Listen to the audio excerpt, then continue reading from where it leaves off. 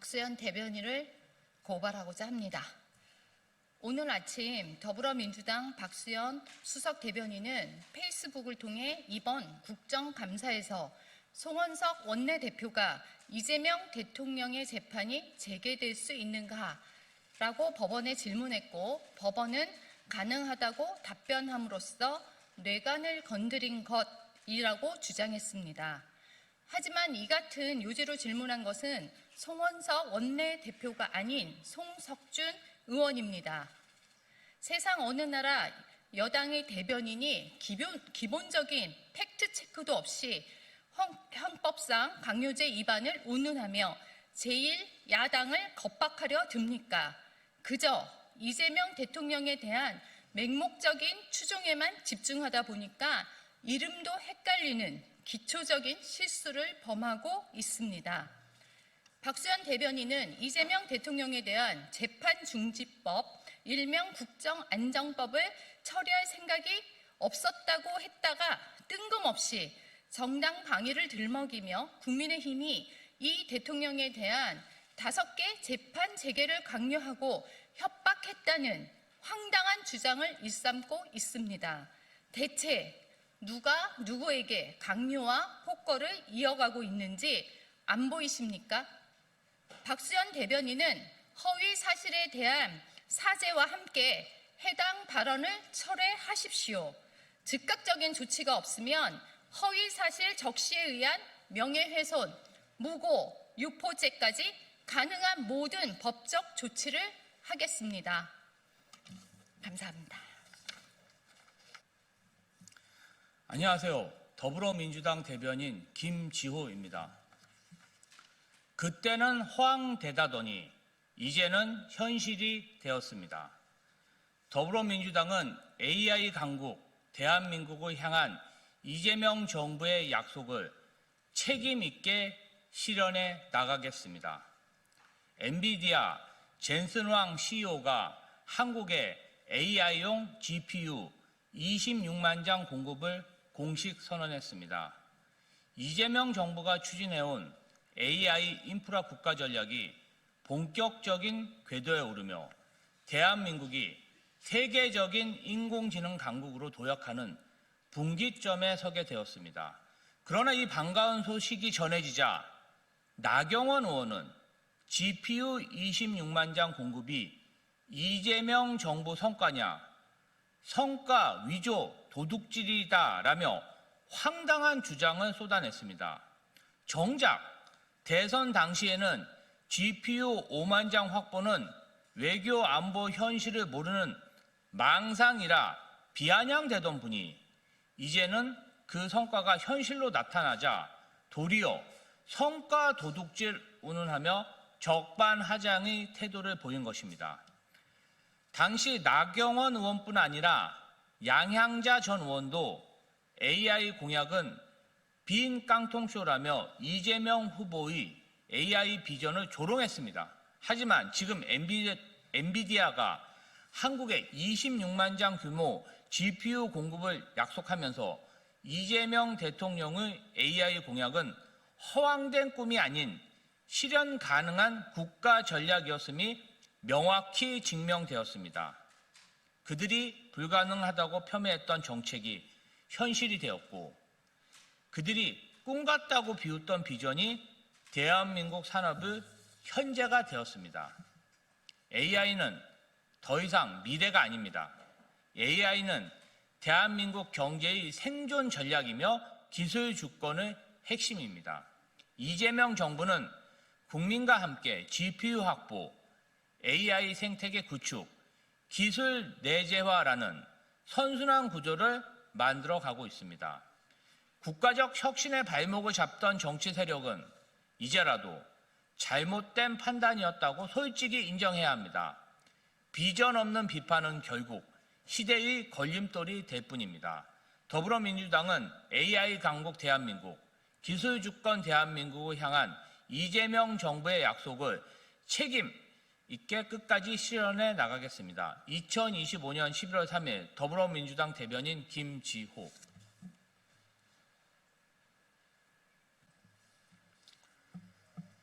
네, 시작하겠습니다. 진보당 대변인 홍성규입니다. 두 가지 말씀드리겠습니다. 첫 번째입니다. 통상협상과 핵추진 잠수함 등 국회의 긴급 토론회로 엄정히 따져보겠습니다. 속전속결 주장 속에 국익 훼손은 안 됩니다. 정청래 더불어민주당 대표도 확인한 것처럼 이제는 국회의 시간입니다.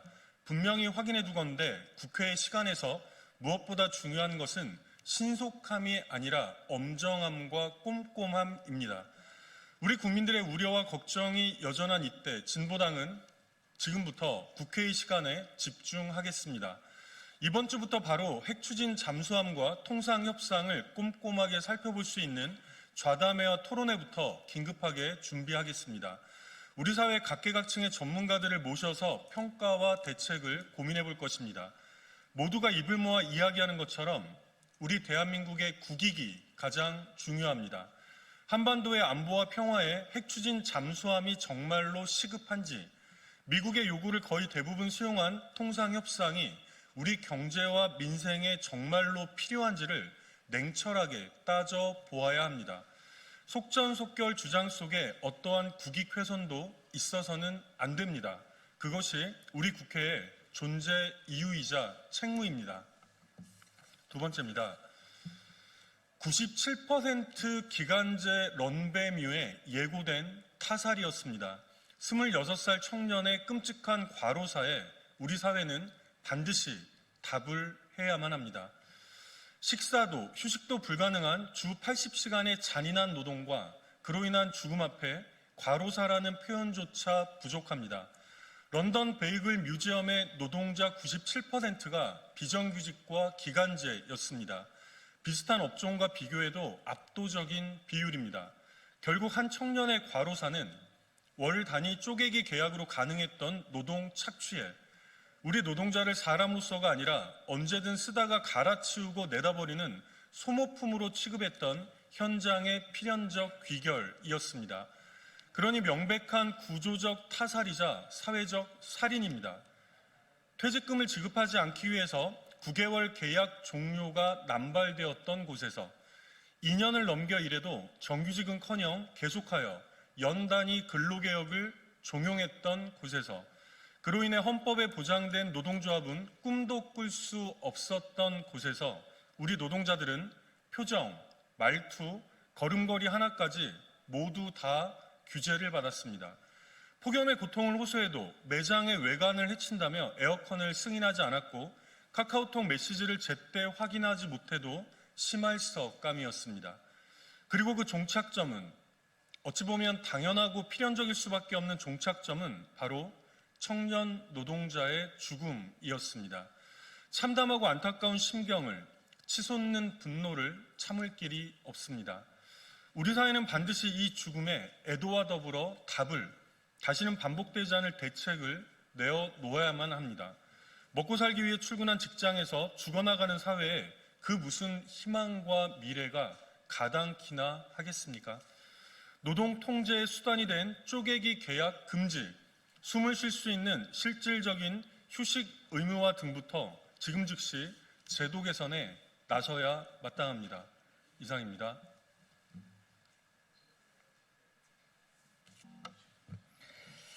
네, 더불어민주당 원내대변인 김현정입니다. 역대급 성과낸 경주 에이펙, 국민의힘도 인정하고 힘을 보태십시오. 경주 에이펙이 역대급 성과를 내며 막을 내렸습니다.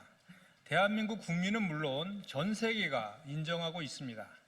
한미, 한일, 한중 정상회담의 성과는 물론 엔비디아로부터 GPU 26만 장도 공급받기로 한 캐고도 이뤄냈습니다. 국민의힘은 이재명 대통령의 임기 내 GPU 5만 장 확보 공약에 대해 터무니없는 거짓말이라며 공세를 펼쳤지만 임기 내도 아니고 불과 5개월 만에 GPU 26만 장을 확보해낸 것입니다. 더불어민주당은 에이펙 및 간세협상 성과 후속 지원을 위한 특별위원회 설치와 국민보고대회를 통해 에이펙 성과를 더 온전히 담아낼 수 있도록 후속 조치에도 만전을 기하고자 합니다. 국민의힘도 에이펙 성과를 애써 모른 채 하며 근거 없는 깎아내리기에만 몰두하지 말고 협조에 나서길 바랍니다. 다시 하겠습니다. 국민연금 200조 캐거는 정책의 승리, 법을 외치던 국민의힘은 목리를 멈추십시오.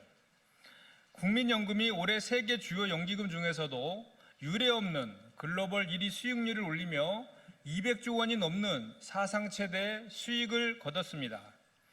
이번 성과로 연금 고갈 시점을 2057년에서 2090년으로, 재정 적자 전환 시점 또한 2041년에서 2070년으로 29년 연장할 수 있는 강력한 동력을 확보했습니다. 이번 국민연금의 성과는 그동안 국민의힘이 주장해온 주식시장 버블론이 얼마나 근거 없는지 명백히 보여줍니다. 실체 없는 테마주가 아니라 삼성전자, SK하이닉스 등 대한민국 펀더멘탈 그 자체인 반도체 대표주들이 이끌어낸 수익입니다.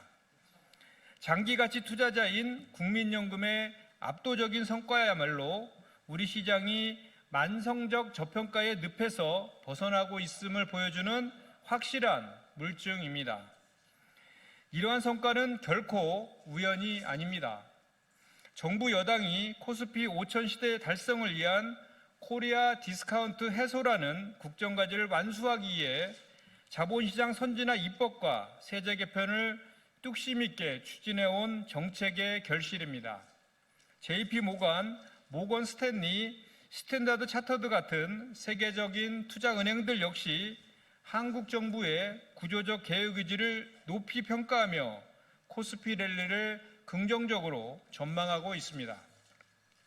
결국 국민의힘이 쏟아내는 비난은 이 명백한 팩트와 세계적 평가에 눈과 귀를 닫은 목리에 불과합니다. 국민의 투자가 산업 성장으로 이어지고 그 이익이 다시 국민의 자산으로 돌아오는 선순환의 길이 열리고 있습니다. 더불어민주당은 근거 없는 비판과 공포 조장에 한치의 흔들림 없이 코리아 프리미엄 시대를 안착시키기에 약속드린 정책과 입법을 강력하게 추진해 나가겠습니다.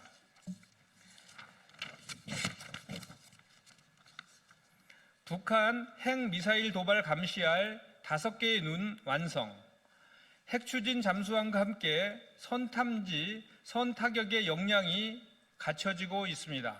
이제 안보도 민주당입니다. 국방부와 방위사업청이 군사 정찰위성 5호기가 성공적으로 발사했다고 2일 밝혔습니다. 군사 정찰위성 5호기는 북한의 핵미사일 시설 등을 감시 정찰하는 인공위성으로 약 500에서 550km 상공의 저궤도에서 정찰위성 1, 4호기와 함께 원하는 표적을 촬영해 지구로 사진과 영상 자료를 전송하는 임무를 맡게 될 것입니다. 약 6에서 8개월간 시험 평가를 거쳐 5호기가 전력화된다면 24시간 전천으로 한반도 전역을 감시 정찰할 수 있는 독자적 능력을 구축하게 됩니다. 이에 따라 총 5기의 이성은 한미 정상회담에서 얻어낸 핵 추진 잠수함과 함께 북한의 무력 도발 및 징후를 선탐지하고 선타격을 가하는 킬체인의 핵심 자산이 될 것입니다. 또한 군은 현재 추진 중인 초소형 이성체계 개발 사업을 포함해 우주작전 수행 능력 향상을 지속적으로 추진해 나갈 예정에 있습니다. 우리 군과 정부는 그 어떤 외부의 도발과 위험에도 대한민국 국민의 생명과 영토를 확고히 지켜낼 것입니다. 북한 도발 억지와 한반도 평화는 자주국방이 토대입니다. 이상입니다.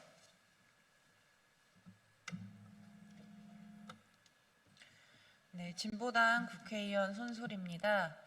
오늘 진보당 대표단에서 저 손솔 의원을 수석 대변인으로 임명하여서 오늘 첫 브리핑을 하게 됩니다. 국민들과 함께 소통하고 진실하게 이야기하는 대변인이 되겠습니다. 무거운 책임감을 안고 신뢰받는 브리핑으로 보답하겠습니다. 진보당 수석 대변인 브리핑 시작하겠습니다. 한미 협상 합의 국회 차원의 한미 통상 특별위원회 구성하여 철저히 대응해야 합니다. 한미 통상 협상 결과를 놓고 긍정적 의견과 비판적 의견들이 앞다투어 쏟아지고 있습니다.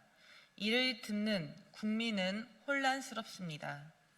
트럼프의 통상 압박은 분명한데 과연 우리 정부가 잘 대응한 것인지 의문입니다. 향후 우리 경제에 어떤 영향을 미칠지 알 수 없어 국민은 불안하기만 합니다.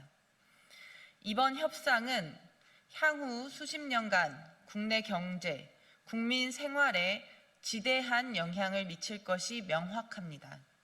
하나하나 따지고 분석하여 피해를 최소화하고 적극적으로 대처하고 예비할 것은 무엇인지 국회 차원에서 논의해야 합니다. 국회 차원의 통합적 논의와 조정 기능을 수행할 한미 통상특별위원회를 국회 차원에서 즉각 구성해야 합니다.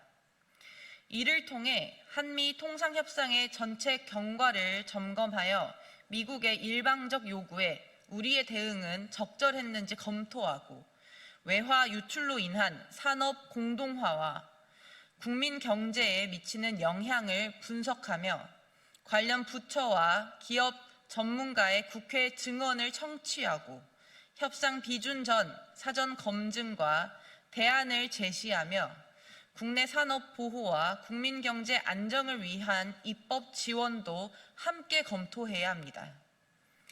투자 협상의 결과는 헌법과 통상 절차법에 따라 국회의 비준 동의를 받아야 하는 사안입니다.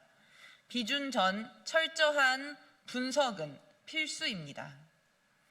지금처럼 정부 당국의 일방적인 자화자찬으로 넘어갈 수는 없습니다. 지금 국민과 국회가 접하고 있는 소식은 언론 보도와 정부 관계자의 발언뿐입니다. 그런데 정부 여당은 특별법부터 제정하겠다고 합니다. 합의에 대한 충분한 검토도 없이 법부터 만들겠다니 정부 여당은 왜 이렇게 서두르는 것입니까? 급히 먹는 떡은 체하는 법입니다. 국민을 대변하는 국회가 이제 역할을 해야 합니다. 국민의 불안을 해소하고 다자간 협력을 통해 통상 질서를 바로 세우기 위해 진지하고 충분한 논의는 필수입니다. 국회 차원의 한미 통상특별위원회 구성으로 트럼프의 통상 압력에 제대로 대응해야 합니다. 네, 이상입니다. 네, 민주당 정치검찰 조작기소 대응 특별위원회 의원들입니다. 오늘은 모 언론에서 정진상 실장이 김만배 등 민간 업자들로부터 금품을 받고 특혜를 준 당사자이자 사실상 김씨 공범으로 판단한 것으로 나타났다는 취지의 보도를 했습니다. 관련하여 정진상 정책비서관은 민간 사업자들의 돈을 받은 사실이 없고 이들을 사업자로 내정하거나 지정해 준 사실이 없습니다. 상세한 기자회견문을 발표하기 전에 참석하신 분들을 소개하겠습니다. 우리 위원회의 한준호 위원장님이십니다. 이주희 의원이십니다. 오늘 준비한 기자회견문이 좀 깁니다. 그래서 저희 세 사람이 나누어서 읽어드리겠습니다. 기자회견문 시작하겠습니다.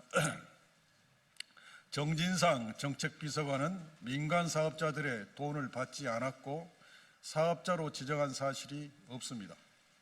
일부 언론에서 정진상 실장을 김만배 등 민간 업자들에게 금품을 받고 특혜를 준 당사자이자 사실상 김씨 등의 공범으로 판단한 것으로 나타났다고 보도했습니다. 그러나 정진상 실장은 김만배 등 민간 업자들로부터 돈을 받은 사실이 없고 이들을 대장동 사업의 민간 사업자로 지정해 준 사실도 없습니다. 대장동 민간 사업자들에 대한 1심 재판에서 정진상 실장은 피고인이 아닙니다.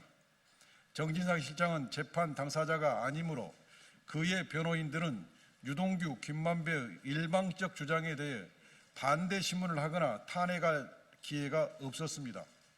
그러므로 이번 1심 판결은 일부 정진상 실장에게 불리한 내용이 있다고 하더라도 그것은 유동규, 김만배의 일방적 주장에 기초한 판결일 뿐입니다. 정진상 실장이 재판을 받고 있는 서울중앙지방법원 33 형사부 재판에서는 유동규의 거짓말이 드러나고 있고 남욱 등이 검찰의 공소 사실을 반박하는 진실을 말하고 있습니다.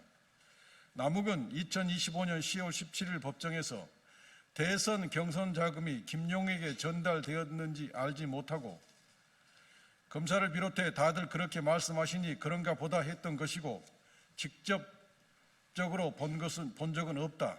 검사의 의도를 알기에 모른다고 이야기하기가 부담스럽기 때문에 그렇지 않겠냐는 정도로 대답한 것이고 검사님이 불러 다그쳐서 어쩔 수 없었다고 증언하였습니다. 나아가 정민용과 김용의 항소심 재판 결과에 대해서 얘기한 적이 있는데 정민용 또한 2021년 5월 3일 김용을 만나 돈이 교부됐다는 것은 잘못된 것이고 항소심 재판이 잘못됐다고 생각한다. 햇빛이 쨍쨍한 날이라는 것을 근거로 날짜가 특정되었는데 이렇게 해도 유죄가 선고되는 것을 보고 놀랐다는 취지로 증언하기도 했습니다. 유동규가 2013경 남욱으로부터 받았다는 3억 1천만 원은 정진상, 김용에게 제공된 것이 아닙니다. 유동규는 이 당시 철거업자에게 변제해야 할 3억 원을 변제하지 못해 철거업자 측이 성남도시개발공사를 찾아와 항의하는 등 엄청난 압박을 받고 있었습니다. 실제로 철거업자가 최근 대법원에 2013년부터 2014년 초까지 3억 원을 모두 받았다고 진술서를 작성해 제출했습니다. 그렇다면 유동규가 남욱으로부터 받은 3억 1천만 원은 정진상, 김용에게 준 돈이 아니라 철거업자에게 반환한 돈임이 명백해 보입니다.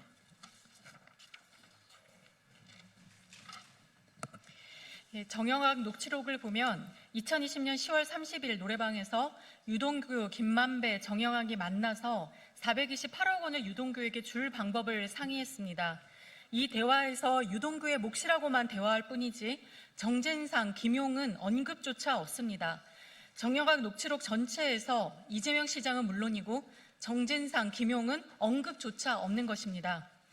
유동규는 2022년 10월 20일 석방되기 직전인 10월 14일부터 10월 16일까지 세 차례에 걸쳐 24시간 동안 검사와 면담을 하였고 10월 16일 면담 조사에서 처음으로 예전에는 대장동 사업에 대한 정진상, 김용의 몫이 없다고 생각하였는데 지금은 김만배가 직접 위 사람들과 거래하여 지분을 주었을 수도 있다고 생각한다라고 진술하였는 바 위 진술에 따르면 428억 원 중에 정진상, 김용 몫이 있다는 주장은 검사와 면담 이후에 나온 허위 주장이라는 사실을 알 수 있습니다. 대장동 사업과 관련하여 민간 사업자들에 대한 배당금 지급은 2019년 4월경부터 있었는데 유동규는 2020년 10월 중순까지 김만배에게 대장동 지분을 달라고 요구한 적이 없습니다. 즉 대장동 지분을 달라고 한 자료가 없습니다. 2015년 2월경 이미 김만배로부터 지분을 받았다면 배당금이 지급되고 있다는 사실조차 모르고 있을 수는 없습니다.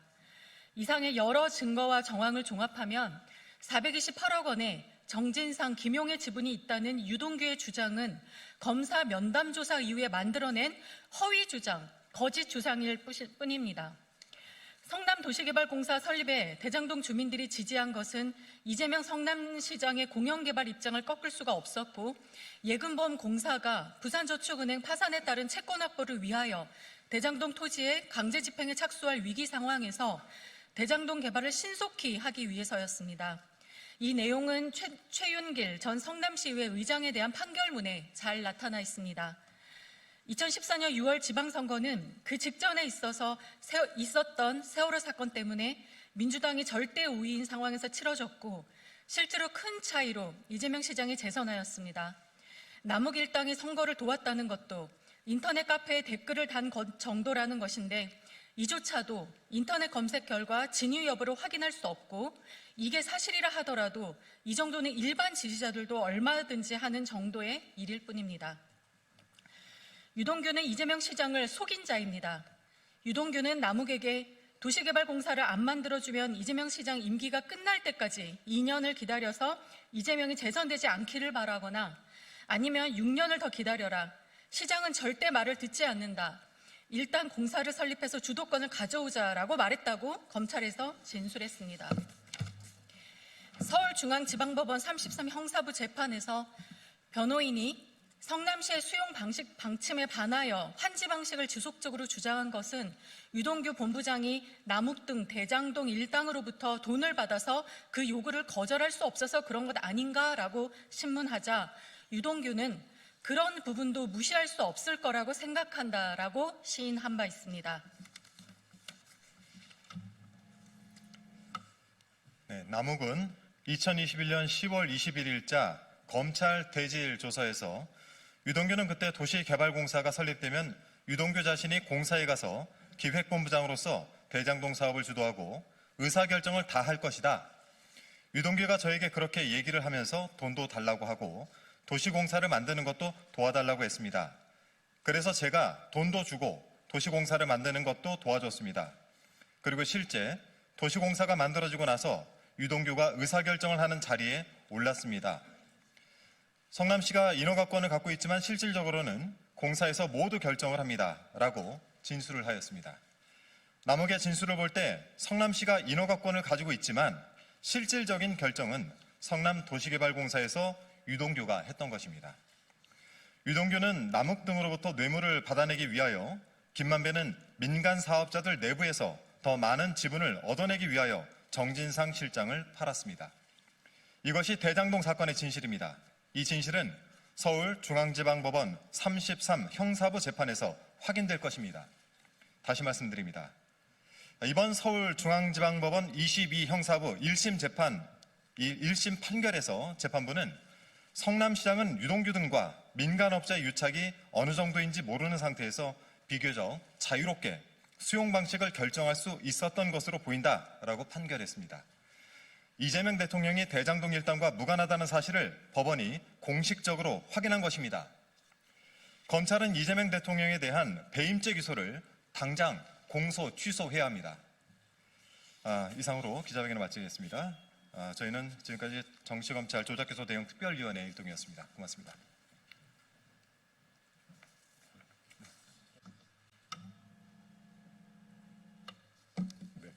국민의힘 수석대변인 박성훈입니다. 오늘은 두 건의 논평을 온마이크하겠습니다. 이재명 대통령은 국민 앞에 직접 나서 재판 재개에 대한 입장을 밝혀야 합니다. 더불어민주당이 재판중지법 추진을 일단 보류했습니다. 하지만 국민 여론의 역풍을 의식한 일시적 숨 고르기일 뿐 호떡 뒤집듯 말을 뒤집는 민주당의 특성상 지금 당장은 추진하지 않겠다는 의미이지 완전한 철회 의사를 밝힌 게 아닙니다. 지금은 에이펙 정상회의 등 후속 평가가 언론에 도배되길 바랬겠지만 이재명 방탄 입법에 완전히 묻혀버려 대통령실에서라도 쓴소리 듣고 온 모양입니다. 지금은 에이펙 정상회의 등 후속 평가가 언론에 도배되길 바랬겠지만 이재명 방탄 입법에 완전히 묻혀버려 대통령실에서 쓴소리라도 듣고 온 모양입니다. 그러나 이재명 대통령의 죄가 살아있는 한 이재명 방탄의 본능은 또다시 고개를 들 것입니다. 대장동 사건 1심에서 핵심 인물들이 잇따라 중형을 선고받았습니다. 담당 재판부는 범행 당시 성남시장이었던 이재명 대통령이 성남시 측과 민간 개발업자의 연결고리인 유동규 전 성남도시개발공사 본부장과 정진상 전 민주당 정무조정실장에게 권한 또는 지위를 부여해 도시개발공사를 주축으로 하는 사건 범행이 가능한 구조가 되었다고 기재했습니다. 이는 이재명 대통령이 성남시장으로서 사건 구조의 핵심에 있었음을 사실상 인정한 것입니다. 대장동 일당의 1심 유죄 판결문에는 대장동 비리 몸통이 성남시 수뇌부라고 분명히 명시하고 있으며 정진상이 알고 있는 것은 이재명이 다 알고 있다는 성남시 직원의 검찰 진술서도 기재되었습니다. 이재명 대통령은 공공이익의 막대한 손실을 초래한 개발 비리에 대한 책임을 져야 합니다. 국민 대다수는 지금이라도 이재명 대통령의 재판은 재개돼야 한다고 생각하는 만큼 국민 앞에 직접 나서서 재판에 대한 입장을 밝히십시오. 이 대통령이 무관하다면 재판을 열어 시시비비를 가리면 될 일입니다. 민주당은 재판중지법 추진 보류 입장을 낼 게 아니라 현재 본회의에 계류 중인 이재명 재판중지법을 즉각 폐기해야 합니다. 이재명 대통령 한 사람을 구하기 위해 방탄법을 추진하는 것은 대한민국의 사법권을 뒤흔드는 법치 파괴 행위입니다. 민주당은 이재명 방탄을 위해 대법관 수를 늘리고 사심제 논란이 있는 재판소원 제도를 도입하거나 법을 잘못 적용하거나 해석하는 검사와 판사를 처벌할 수 있는 법 왜곡죄를 신설하겠다고 하는 등 헌법의 대원칙인 상권 분립을 침해하는 초헌법적 발상을 멈추지 않고 있습니다. 이는 거대 여당이 법원과 재판마저 좌지우지하겠다는 것으로 모두 이재명을 위한, 이재명에 의한 헌법 헌정질서 파괴 시도입니다. 여론을 무시한 채 정권 유지를 위해 무리한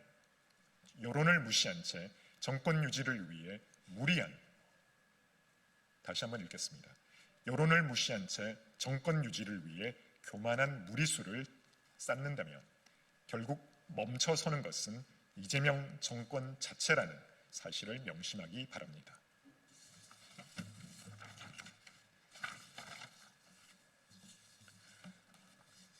내년 지방선거용 현금 살포 예산은 단 한 푼도 허락하지 않겠습니다. 이재명 정부의 728조 원 빚잔치 예산에 대한 국회 심사가 이번 주 본격적으로 시작됩니다. 이재명 정부의 재정 중독 기조 속에 눈덩이처럼 불어난 국채 발행의 결과 국가 채무는 내년 처음으로 1,400조 원을 넘어서게 됩니다. 적자 국채 발행 규모도 역대 최대인 110조 원입니다. 국가 채무 비율은 내년 사상 처음 50% 선이 무너지면서 이재명 정부 임기 내 58%까지 치솟을 전망입니다. 국민 세금으로 갚아야 하는 적자성 채무도 내년에는 1,029조 원으로 국민 인당 약 2,060만 원의 빚을 부담해야 할 판입니다. 저출생 고령화로 인한 복지 지출 확대, 국채 이자 부담이 겹치면서 재정 압박은 더욱 심각해질 수밖에 없습니다. 더군다나 내년은 지방선거가 있는 해입니다. 돈 뿌리기 전문 포퓰리즘 정부답게 소비 쿠폰, 지역 화폐, 농촌 기본소득, 지역 SOC 사업 등 예산 곳곳이 표심을 겨냥한 현금 살포와 선심성 지출로 뒤덮여 있습니다. 명분은 민생 회복이지만 실상은 표를 사기 위한 현금 살포 예산입니다. 현재 우리 재정이 무분별한 현금 살포를 감당할 수 없는 수준임에도 불구하고 국민 세금으로 뿌린 현금을 미래를 위한 씨앗이라 포장하는 건 무책임한 선동에 불과합니다. 현재 우리 재정이 무분별한 현금 살포를 감당할 수 없는 수준임에도 불구하고 국민 세금으로 뿌린 현금을 미래를 위한 씨앗이라 포장하는 건 무책임한 선동에 불과합니다. 재정의 안전판은 이미 사라졌고 국가 고가는 이재명 정권의 쌈짓돈으로 전락했습니다. 여기에 한미 관세 협상으로 인한 3,500억 달러 규모의 대미 투자와 이로 인해 국민 1인당 부담 950만 원이 더해졌습니다. 나라 국가는 텅 비어가는데 이재명 정부는 빚으로 생색내고 세금으로 표살 생각에 혈안입니다. 국가의 신용은 떨어지고 국민의 한숨만 깊어지고 있습니다. 국민의 힘은 이번 예산 심사에서 돈 뿌리기, 표사기, 포퓰리즘 예산을 단 한 푼도 허락하지 않겠습니다. 대신 대한민국의 재정 건전성을 지키고 잠재 성장률을 담보하며 청년 등 미래 세대가 희망을 꿈꿀 수 있도록 실질적인 민생을 챙겨나가겠습니다. 국가 재정은 정권의 쌈짓돈이 아닙니다.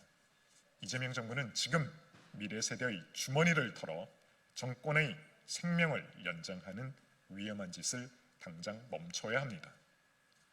미래 세대의 빚으로 오늘의 표를 사는 정치, 그 청구서는 결국 민주당에게 돌아갈 것입니다.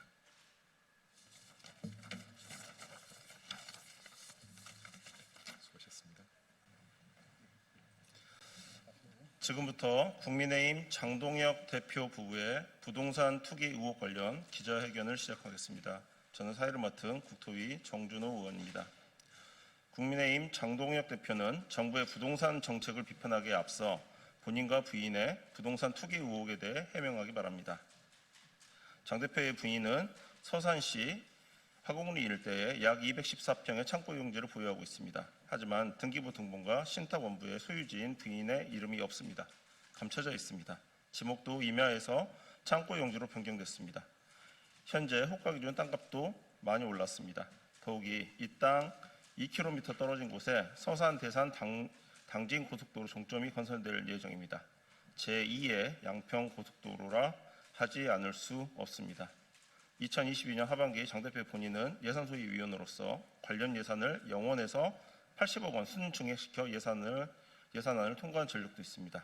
사실이라면 명백한 이해충돌입니다.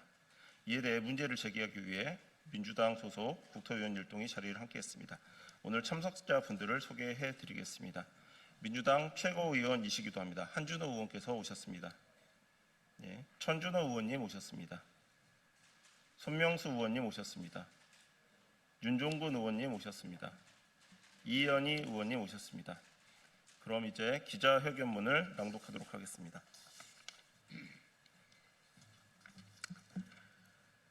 국민의힘 장동혁 대표 부부의 부동산 투기와 이해충돌 의혹이 29일 국토위 종합국감에서 제기됐습니다. 장동혁 대표 부부는 부동산 투기의 종합백화점입니다. 지목 변경, 분할, 명의 숨기기, 개발업자와 지역금융사 개입, 국책사업 활용, 사전정보 의혹까지 부동산 투기의 전형적 수법이 총망라되어 있습니다. 이러면서 부동산 안정을 위한 정부 정책을 비판할 자격이 있습니까?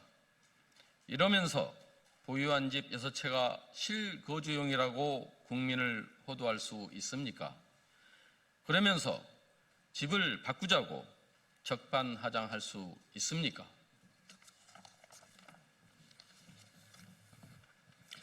네, 이현희 의원입니다.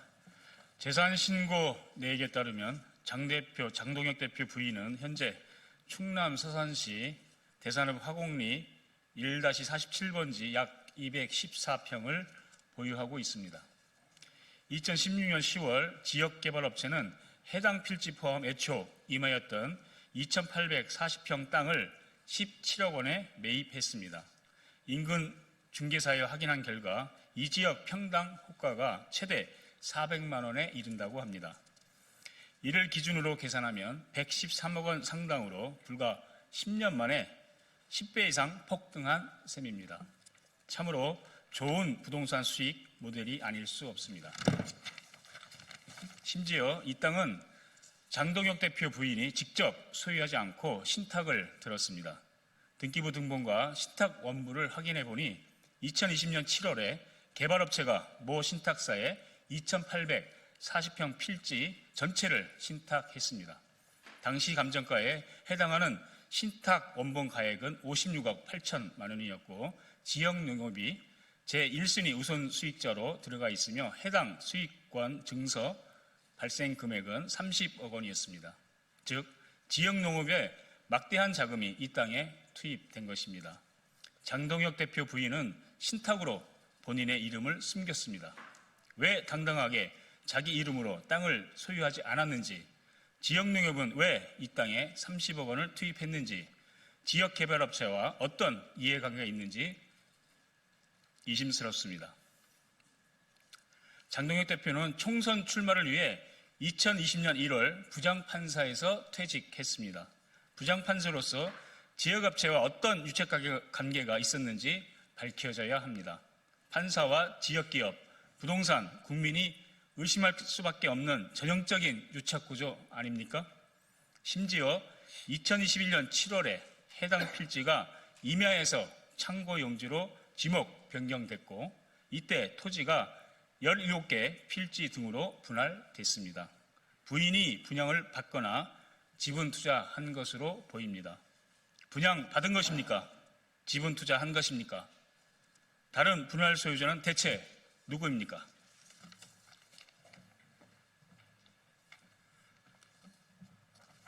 네, 여기에 고속도로 종점이 등장합니다. 서산 대산 당진 고속도로 사업입니다. 이 사업은 2019년 9월 설계에 들어갑니다. 이 땅은 고속도로 종점인 반곡 교차로와 불과 2km 떨어져 있습니다. 19년 설계 시작, 21년경 전후 땅 획득, 사전 정보를 이용한 전형적인 투기 수법 제2의 양평 고속도로 아니겠습니까? 부인은 재산 신고에 6억 1천만 원을 신고했고 지금 호가 기준 가격은 최대 8억 5천만 원이나 됩니다. 신탁대 기준으로 부인은 4억 내외를 투자하는 것으로 추정이 되는데 부동산 투자로 2배 넘게 수익을 올린 셈입니다. 더 심각한 건 국회의원으로서의 이해충돌 의혹입니다. 2022년 2월부터 서산 대산 당진 고속도로의 타당성 조사가 진행됐고 장 대표는 같은 해 6월 재보궐선거로 국회에 입성했습니다. 이후 10월 예결위 예산소위위원으로 선임되어 11월 서면 질의를 통해 528억 원 증액을 요청했습니다. 결국 정부안 영원에서 국회 수정안 80억 원으로 통과됐고 2023년 11월부터 착공이 이루어졌습니다. 고속도로 노선이 본인, 배우자 소유 토지 인근을 통과하는 시점에 예산 소위에서 예산 증액을 주도한 정황이 존재하는 것입니다. 심지어 대산 당진 고속도로 증액 추진 당시 국토부에서 해당 업무를 담당했던 인물은 현재 양평고속도로 종점 변경 특혜 의혹과 관련해 구속된 서기관으로 밝혀졌습니다. 해당 서기관은 당시 예결위 서면 질의에 대해 고속도로 건설 증액 반영을 적극 집행 추진하겠다고 답변했습니다. 대체 윤석열 정부에서는 어떤 일이 있었던 겁니까? 양평과 서산이 일란성 쌍둥이였던 겁니까? 어디까지 검은 손이 닿은 겁니까? 결백하다면 해당 필지 매매 또는 분양 계획서를 공개하기 바랍니다. 또한 왜 신탁 원부에 본인의 이름은 드러나지 않는데 해당 필지를 소유하고 있다고 재산 신고했는지 그 경위를 명명백백히 밝히기 바랍니다. 그게 아니라면 당당히 조사와 수사를 받기 바랍니다. 이에 민주당 국토위원 전원은 공수처와 경찰, 국토부에 요구합니다. 일부 부동산 투기는 투명한 시장 질서를 해치는 사회적 문제입니다. 장 대표와 부인의 부동산 투기, 편법 동원, 유착관계, 사전정보 취득, 부동산 실명법과 신탁법 위반 여부 등에 대해 즉각 조사 또는 수사하기 바랍니다. 또한 국회는 윤리투기 제소와 징계 절차를 즉시 개시하여야 합니다. 국민의 세금으로 추진되는 고속도로 건설 사업이 특정 정치인의 사익과 재산 증식 수단으로 악용되었다면 이는 명백한 국민 기만이며 공직자 윤리의 근간을 무너뜨리는 중대한 범죄적 행위입니다. 이에 민주당 국토위원 일동은 국토위에서 집값 안정과 무주택, 서민 지원, 부동산 투기 예방 등을 위해 더 노력해 나가겠습니다. 감사합니다. 2025년 11월 3일 더불어민주당 국토교통위원회 국토위원 일동. 차렷 경례.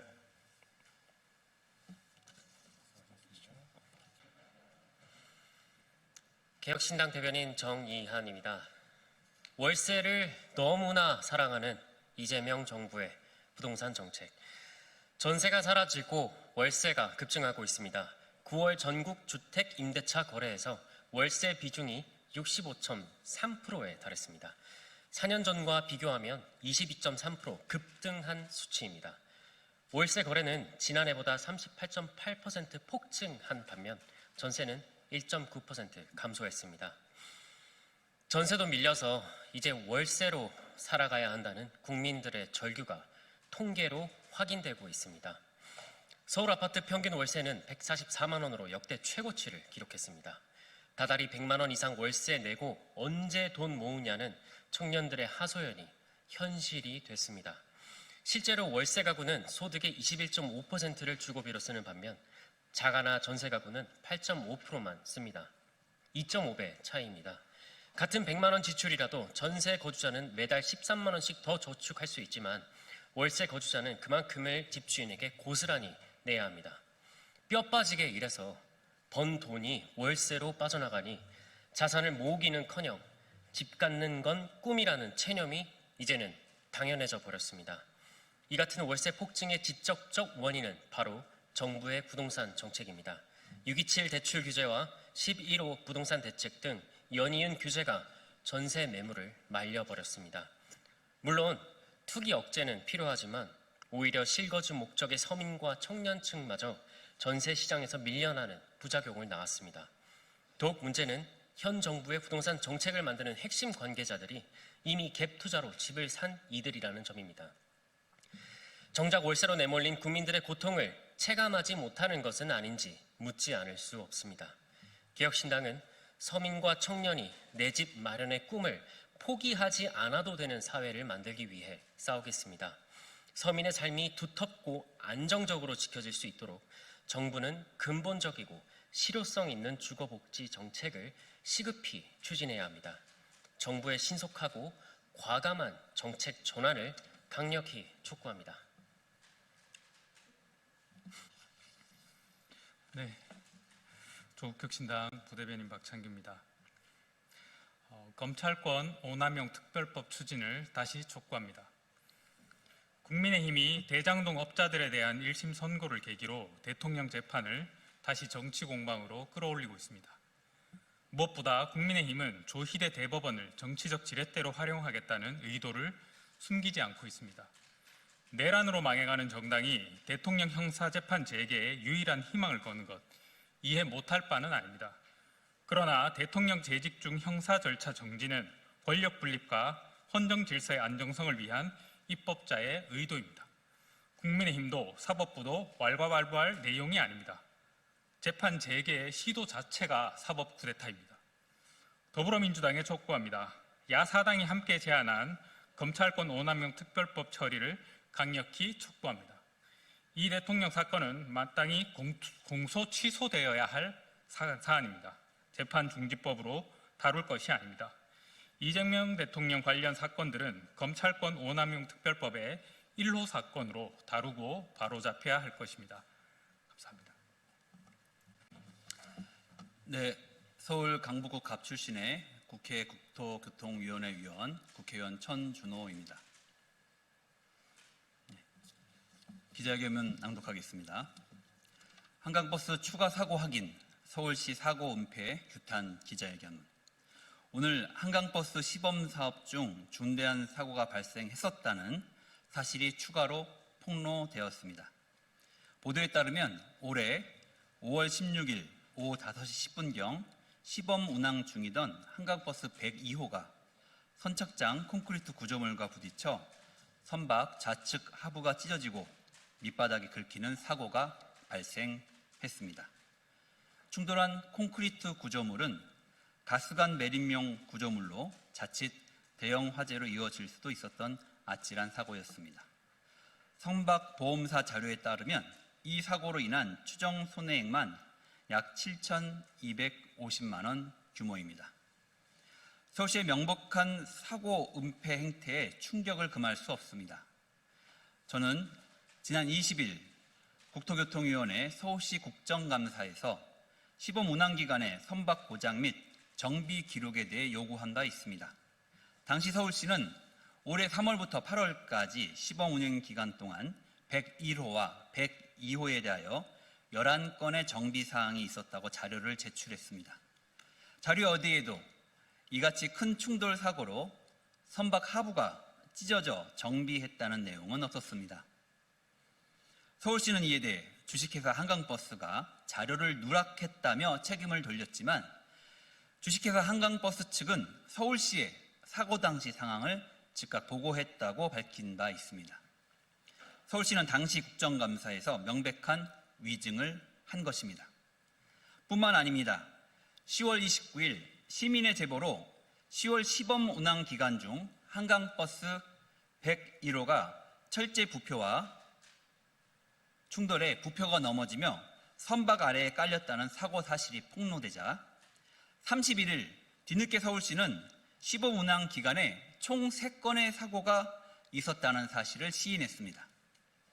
그때도 서울시는 이 같은 대형 사고가 발생했다는 사실은 언급조차 하지 않았습니다. 교묘하게 기간을 10월 무탑승 시범 운행 기간으로 한정해 사고 3건만 공개한 것입니다. 그리고 서울시는 바로 다음 날이었던 지난 1일 한강버스 정식 운항을 강행했습니다. 믿을 수 없을 만큼 투명하지 못하고 무모한 행정입니다. 이제는 서울시의 한강버스 관련 발표들을 도저히 신뢰할 수 없는 수준에 이르렀습니다. 지난 31일 발표한 사고 보고서가 조작되었을 가능성도 배제할 수 없습니다. 부표 충돌 사고는 10월 17일 오후 8시 40분경 발생했습니다. 다음날 오전 서울시에 보고된 사고 보고서에는 부표의 등화가 작동하지 않아서 못 보고 충돌했다고 적혀 있었습니다. 그런데 지난달 31일 서울시는 작성일이 18일로 기재된 사고 보고서에 사고 원인이 운항하던 선장의 노안과 운전 미숙 등으로 적혀 있었다고 발표했습니다. 부표 충돌 사고가 폭로되자 서울시가 그제서야 뒤늦게 CCTV 영상을 돌려보고 기존 사고 보고서에 기재된 사고 원인과 실제 사고가 다른 것을 확인해 보고서를 수정한 뒤 사고 보고서 작성 일자를 10월 18일로 위조한 것이 아닌지 의심스러운 상황입니다. 서울시는 유독 한강버스 사고 및 하자와 관련하여 납득할 수 없는 수준의 축소 및 은폐 행태를 보이고 있습니다. 지난 29일 국회 국토교통위원회 차원에서 한강버스 사고에 CCTV 영상과 관련 자료 일체를 요구했지만 기업 이미지 등의 영업상의 우려가 예상된다는 이유로 제출을 미루고 있습니다. 시민의 안전과 국민의 알 권리보다 기업 이미지를 우선 걱정한다는 게 이해할 수 없습니다. 홍보할 땐 서울시 사업이고 문제가 생기면 민간 기업의 사업입니까? 오세훈 서울시장의 치적 쌓기용으로 시민의 안전을 담보로 잡는 것이 아니라면 안전이 보장되지도 않고 사고 내용을 투명하게 공개할 수도 없는 한강버스를 왜 이토록 무리하게 강행하는 것입니까?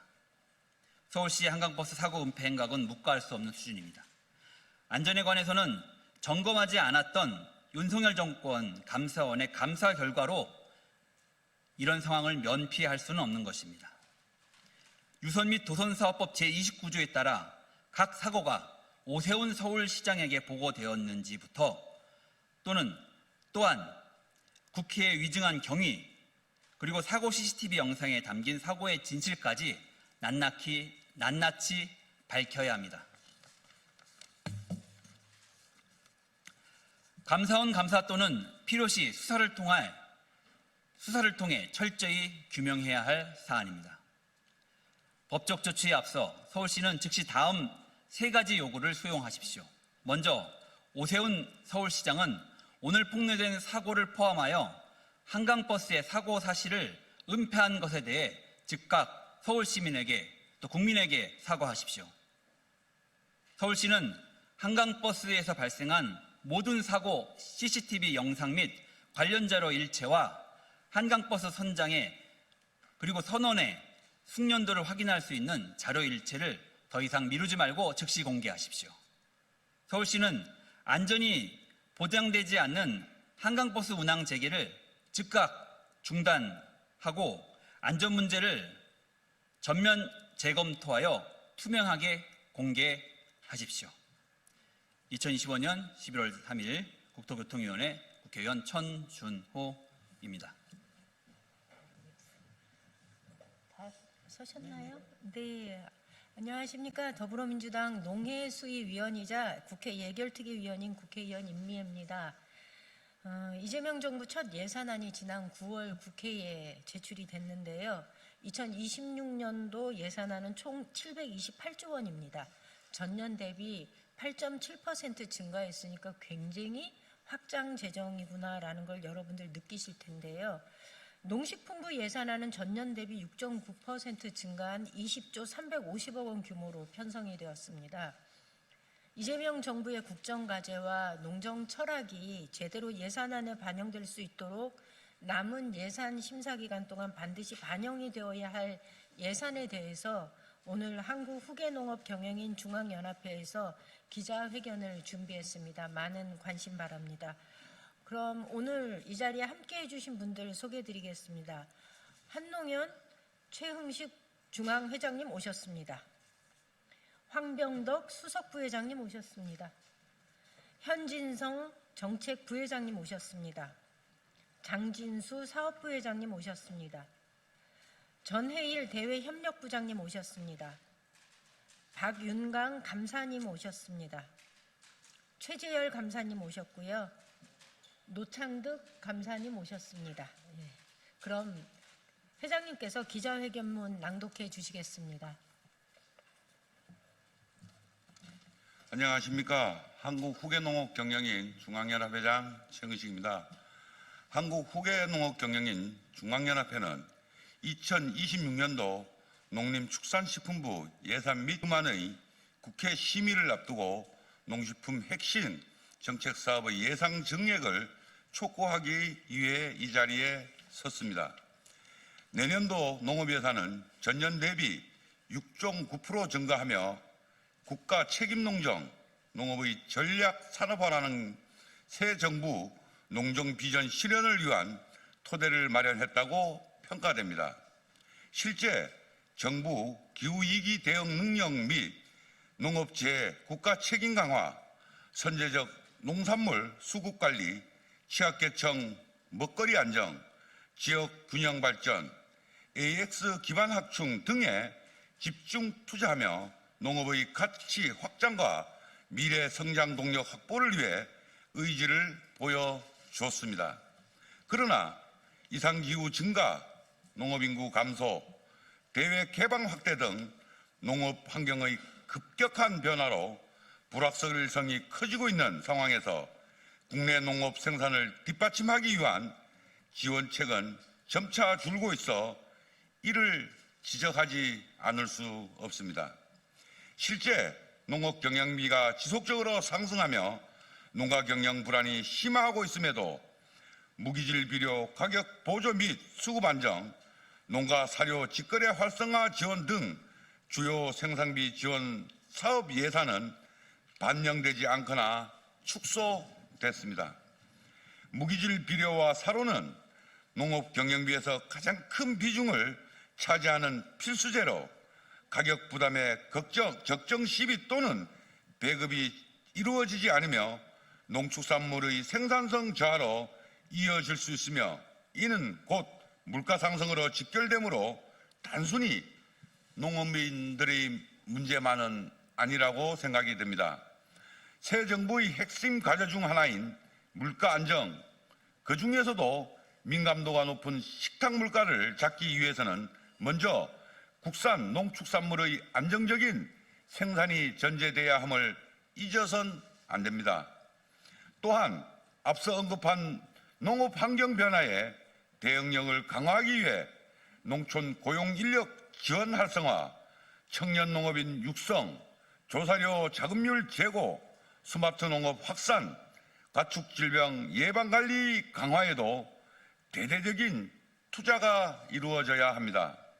이에 한농연은 농촌 고용 인력 지원, 예비 청년농업인 지원, 조사료 생산 기반 확충, 농기계 임대, 무기질 비료 가격 보조 및 수급 안정, 농가 사료 직거래 활성화 지원, 가축 방역 지원을 7대 농식품 핵심 정책 사업으로 선정하고 본격적인 대국회 활동에 나서고자 합니다.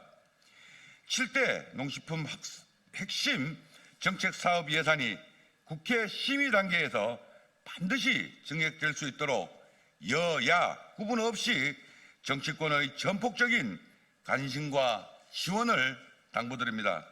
2025년 12월 3일 한국 후계농업경영인 중앙연합회 14만 회원 일동.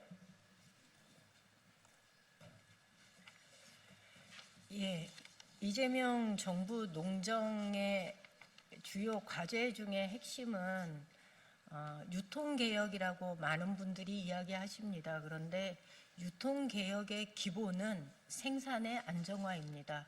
생산을 책임지고 있는 이 자리에 서신 우리 한농연 회원님들께서 현장에서 가장 절박한 목소리를 내고 있는 것이다. 이렇게 이해해 주시고 이분들의 목소리가 국민들께 그리고 저희 예산 심의 과정에서는 제대로 반영될 수 있도록 제가 해야 할 역할은 최선을 다하겠습니다. 그리고 국민들께도 생산 현장의 이 지킴이들의 목소리를 우리 기자님들께서 충분하게 좀 알려주시기 바랍니다. 고맙습니다.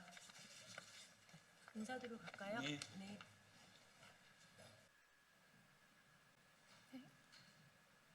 네, 안녕하십니까. 더불어민주당 대변인 박지혜입니다. 더불어민주당이 대한민국 산업의 제도약을 확실히 뒷받침하겠습니다. 경주 에이펙을 계기로 우리나라는 글로벌 무대에서 새로운 기회를 포착하고 있습니다. 이번 정상회의의 핵심 의제였던 인공지능이 대표적입니다. 에이펙 정상들은 AI로 국가 간 격차를 줄이자는 모두의 AI 정신을 담은 최초의 AI 이니셔티브에 합의했습니다. 뿐만 아닙니다. 엔비디아 CEO 젠슨 황이 직접 한국에 AI용 GPU 26만 장 공급을 약속했고 아마존 웹 서비스는 인천 및 경기 지역에 신규 AI 데이터 센터를 포함해 향후 5년간 50억 달러 이상을 투자하겠다고 결정했습니다. 이는 우리나라가 AI 강국으로 도약할 수 있는 중요한 발판이 될 것입니다. 또한 한화오션, HD 현대중공업 컨소시엄이 캐나다 잠수함 사업 후보로 선정되며 최대 60조 원 규모의 방산 수출 기대감이 커졌습니다. 더욱이 글로벌 기업 CEO 1,700여 명이 참여한 CEO 서밋에서 13조 원 규모의 기업 차원의 투자 약속을 이끌어낸 것도 주목할 만한 성과입니다. 이처럼 산업경제 전반에 걸쳐 성장의 기회가 쏟아지며 국민과 기업이 체감할 수 있는 실질적 성과가 만들어지고 있습니다. 에이펙 회원국들이 전 세계 GDP의 약 61%를 차지하고 우리나라 수출입의 65% 이상이 해당 지역에서 이루어진다는 점을 고려할 때 이번 성과는 단순히 정상 외교를 넘어 한국 경제의 구조적 전환과 재도약의 계기가 될 것입니다. 국민도 이러한 흐름을 환영하고 있습니다. 최근 이재명 대통령의 국정수행 지지율이 대통령의 실용외교 행보와 코스피 4천 돌파, 3분기 GDP 1.2% 성장 등 경제지표 개선에 힘입어 3주 만에 반등했습니다. 지금은 정파의 이해관계를 떠나 국가와 국민을 위한 협력과 실행의 시간입니다. 국민의힘은 에이펙의 성과를 깎아내리며 정쟁화하는 행태를 즉시 중단하십시오. 더불어민주당은 대한민국의 제도약을 가로막는 어떤 정파적 시도도 용납하지 않겠습니다. 내일부터 시작되는 예산국회에서 이번 에이펙의 역대급 성과가 반드시 실질적 결실로 이어질 수 있도록 후속 예산 편성에 만전을 기하겠습니다. 감사합니다.